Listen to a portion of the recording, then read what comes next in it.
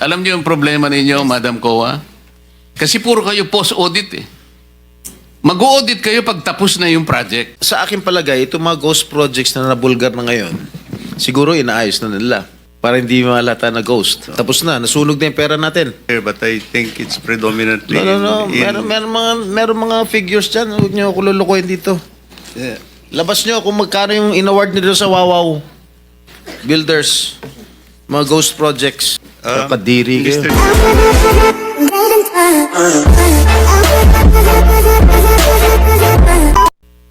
Kailangan pa umabot ng Senado para imbestigahan ito dahil binulgar ni Pangulong Marcos ang mga di umano yung mga anomalya tungkol sa mga flood control projects.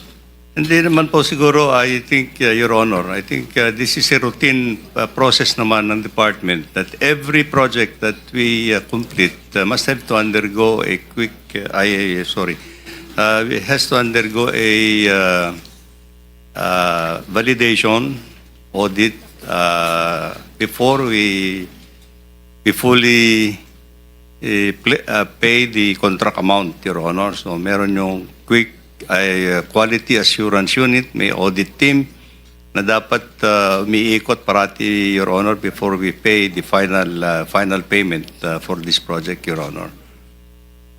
Are all these contractors qualified? They are qualified. They're qualified, Your Honor, and on the basis of the documents that they submit for the bidding purposes, Your Honor. Sa mga binanggit ni Pangulong Marcos na mga contractors during his SONA, bakit sa sampulang, bakit halos lahat ng mga contractors to ay kinorner lahat yung mga flood control projects? Why is that so? Well, As far as I can recall, actually, yung sabi naman na ating presidente, 20% of the total amount of that has been allocated over the years were actually napupunta doon po sa 15 contractors po.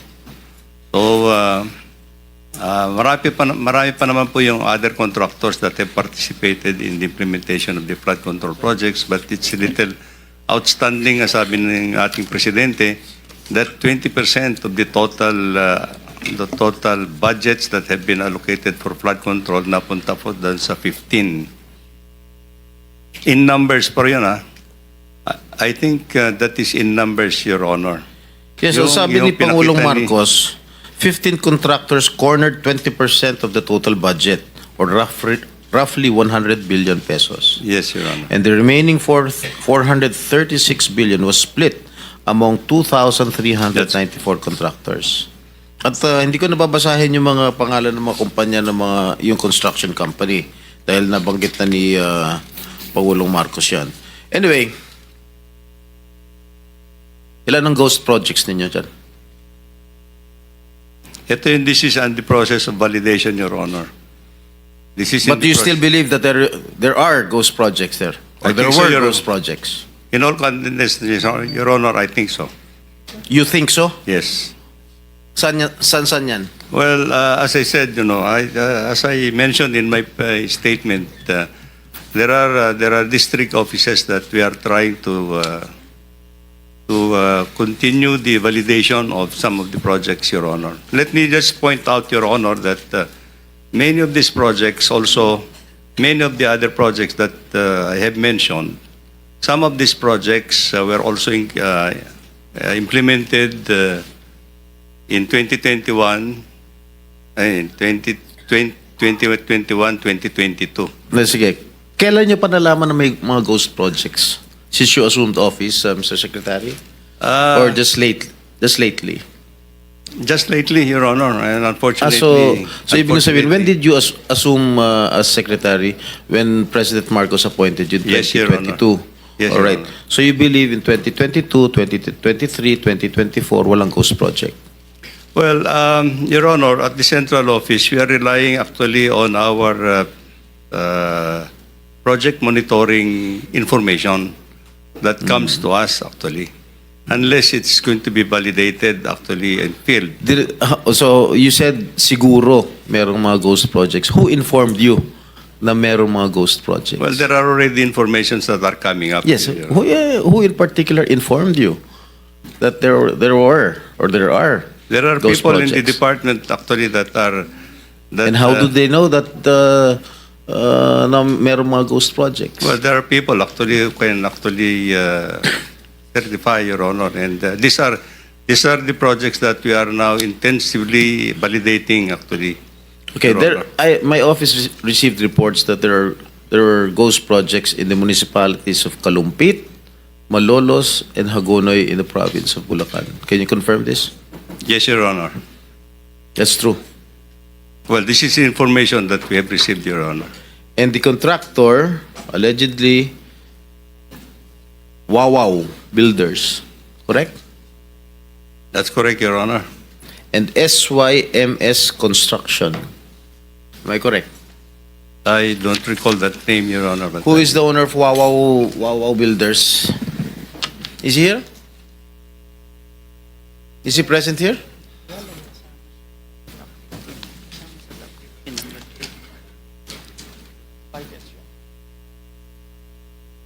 Senator Jinggoy was invited but walang reply as of now. May I know who is the legitimate owner of this construction company? Mark Mark Alan Arevalo. Alan Arevalo. All right. I think the committee already will issue a subpoena. All right.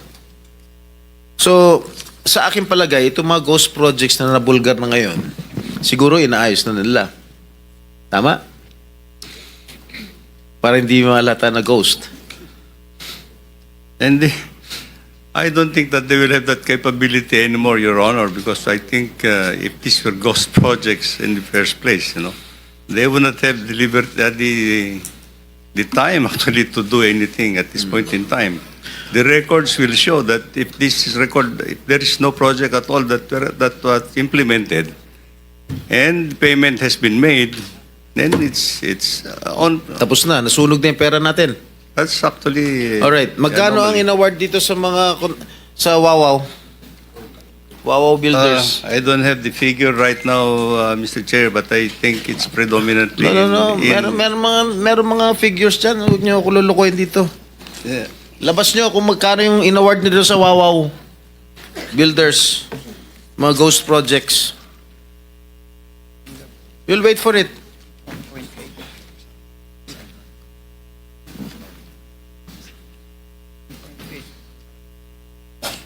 Kakadiri kayo. Mr. Chair, well, I've just been given the tabulation. Wow Builders.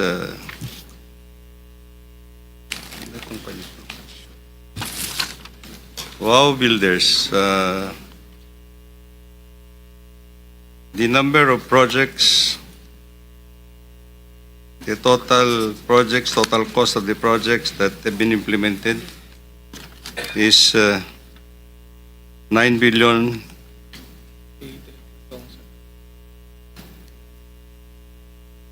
$9 million or 9 billion? 9 billion all over the country, Mr. Chair.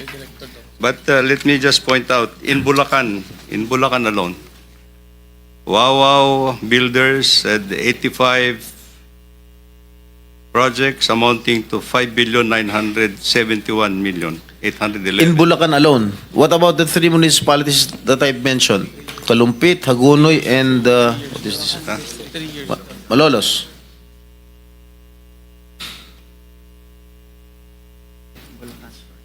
This is for Bulacan First Engineering District Office, Your Honor.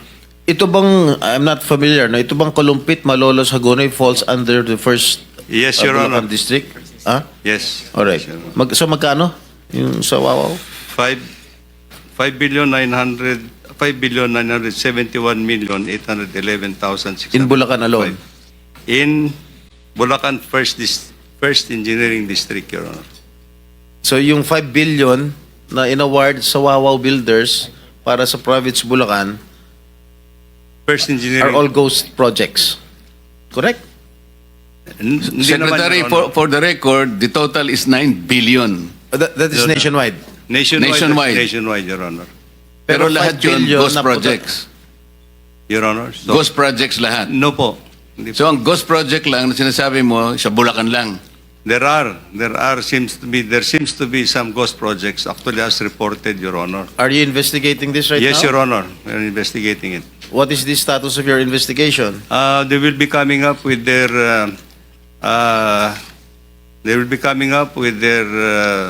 financial and physical report in 1 week's time, Your Honor, to my office.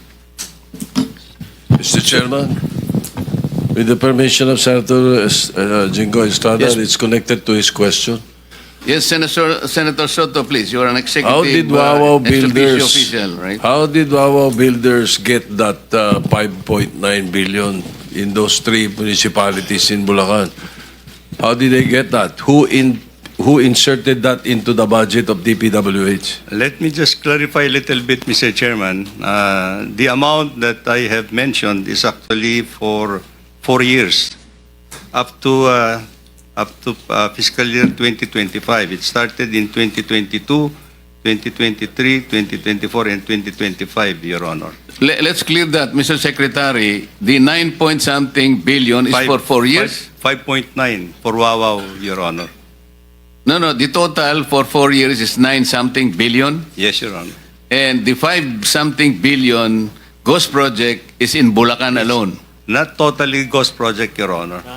I'm not saying it's not totally ghost project, but the total amount of project that 85 projects that he has implemented during the 4-year period amounts to 5,971,000,000, Your Honor. So, Senator Jinggoy, you're finished already? Tito pa. Are you going to interject, Bam? You want to interject? Okay. Tapos ka na, Senator Tito? No, I did not get an answer, Mr. President, Mr. Chairman. 2025 na lang. 2025, how much, Wawa Builders? Para mas madali niyong ma-identify. 2025, Your Honor, he has 5 projects in that engineering district amounting to 435,710,913 pesos. Your So 400 plus million for that particular area na Honor. 5 projects, Your being Honor. suspected as ghost project. Well, some of them, Your Honor. Some of them, okay.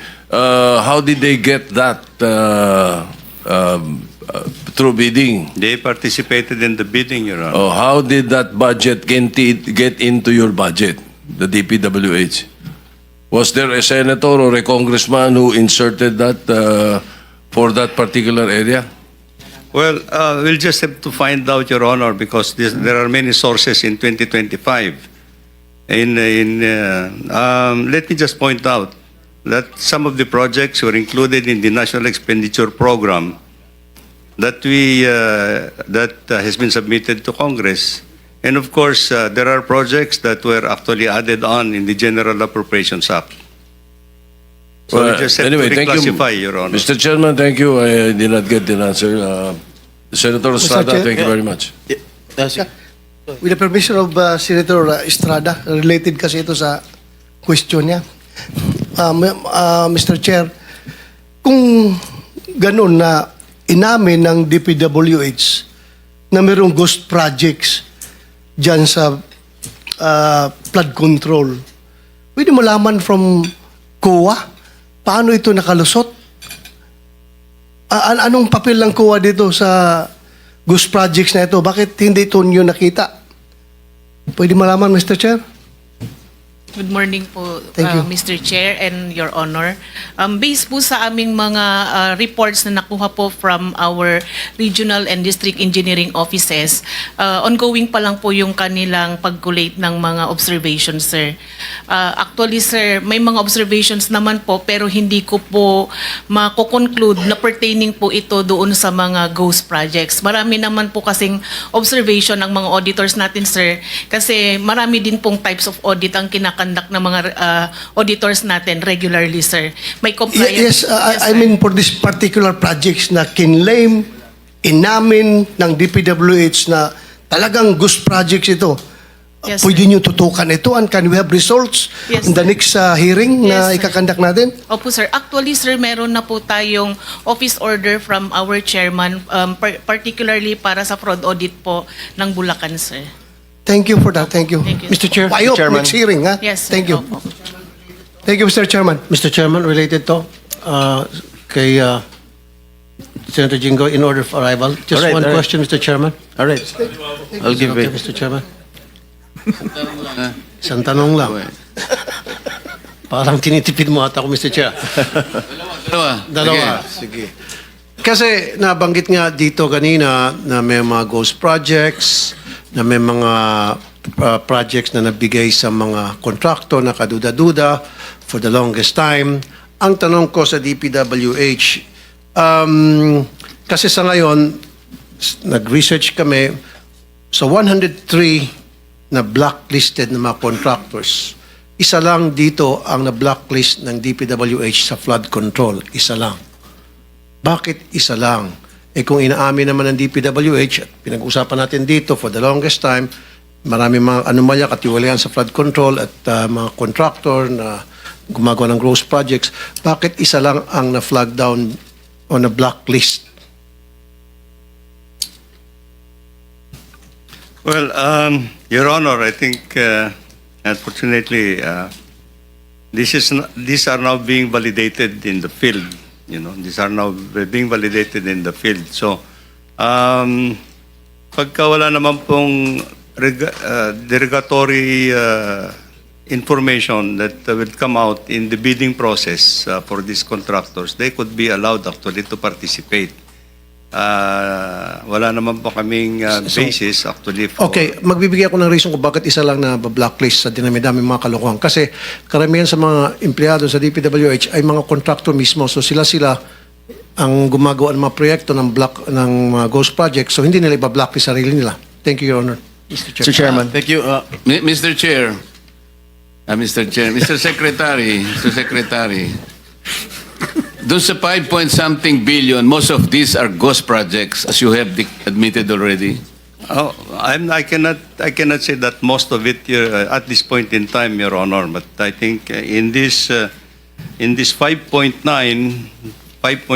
billion pesos that is na nandyan sa Wawaw Builders, there could be some. Kasi sa Bulacan muna yung pinag-uusapan natin. Yes, Your Honor. So some of these projects are ghost projects. Could be, Your Honor. So that's convenient already. Some of these projects in Bulacan are ghost projects. Mr. Chairman. What happens with the performance bond? What do you do with the performance bond? Each project has a performance bond. Tama po? Yes, Your Honor. Aren't you supposed to confiscate the performance bond? Well, if the project has been lapsed actually for its warranty, Your Honor. Hindi, as admitted, some of these projects are ghost projects. Yes, Your Honor. So you have to run after the performance bond. Yung insurance company, kailangan habulin natin. Yes, Your Honor, yes. What will you do? Well, as soon as we are able to file all the necessary... How much does it take? The insurance company, sa experience ninyo, these are ghost projects. as soon as we are able to finally come up with the documentation, Your Honor, then I think... Okay, for the record, Yes. kapag nakita natin na ghost projects, you will run after absolutely, Your the Honor. performance bonds Absolutely, yes, posted Your Honor. by these contractors. Yes, Your Honor. And to the question of Senator Bato, Madam Coa, ano bang ginawa ninyo? Most of these projects have been established, admitted as ghost projects. Bakit hindi kayo makapagsalita, makapag-report? Ghost pala. Bakit lumusot sa inyo? Sir, sa ngayon po, sir, since we are still consolidating and gathering data from our regional and district auditors, Alam niyo yung sir. problema. You have Yes, a sir. very standard way of answering us. Yes, eh. sir. You are still waiting for No, your sir. regional offices. Alam niyo yung problema ninyo, Madam Coa? Kasi puro kayo post-audit eh. Mag-audit kayo pag tapos na yung project. Like what happened in Misamis Occidental. I ask your regional... anong tawag niyo ron?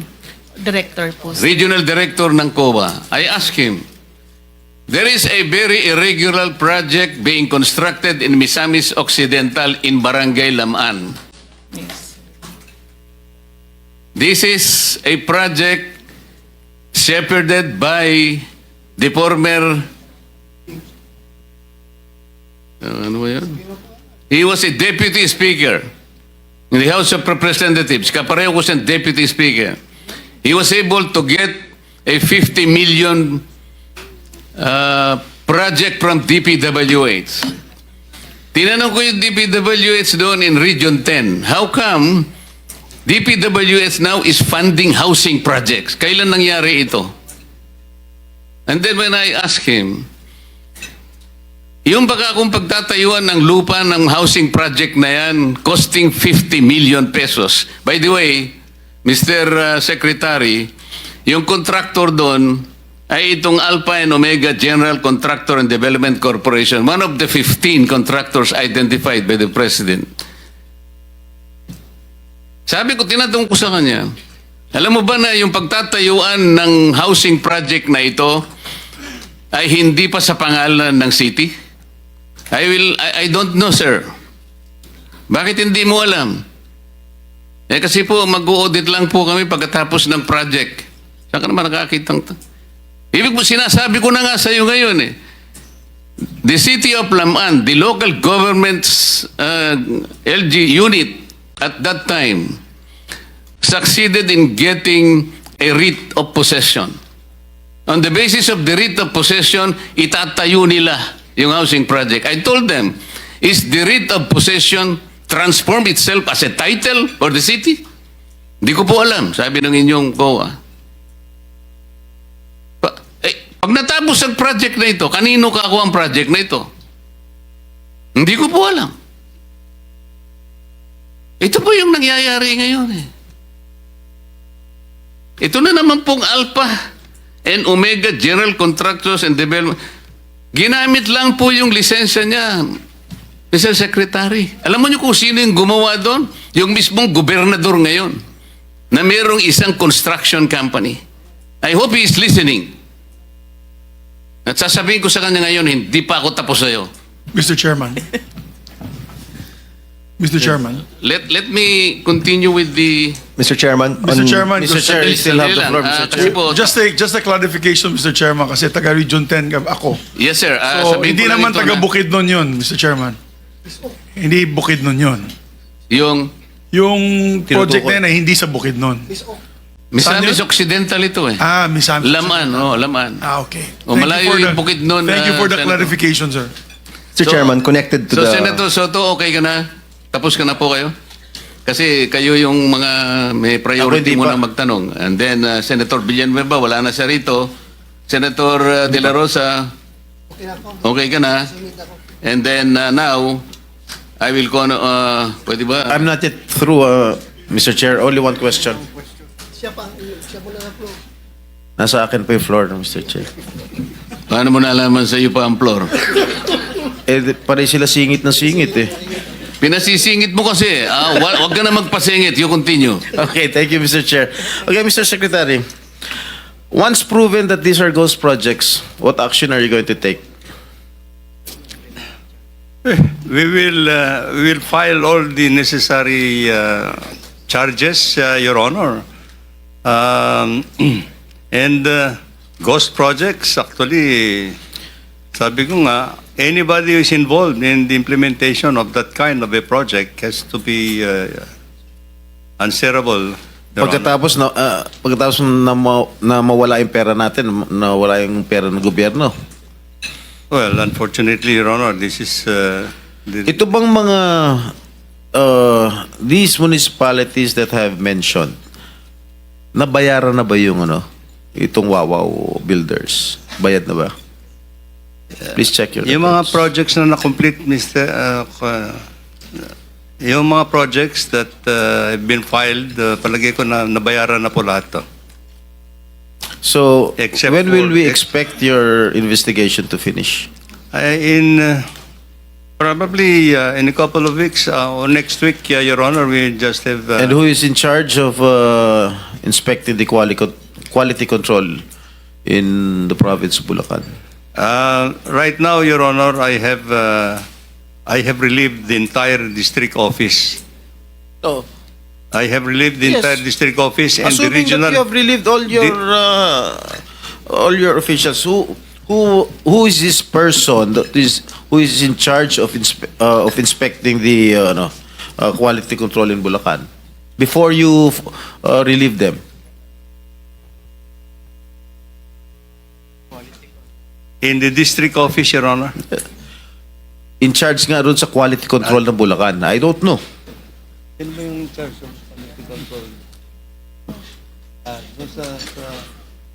Your Honor, just may I have to consult?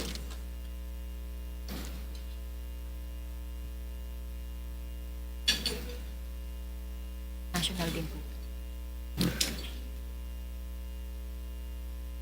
Ano first name nito?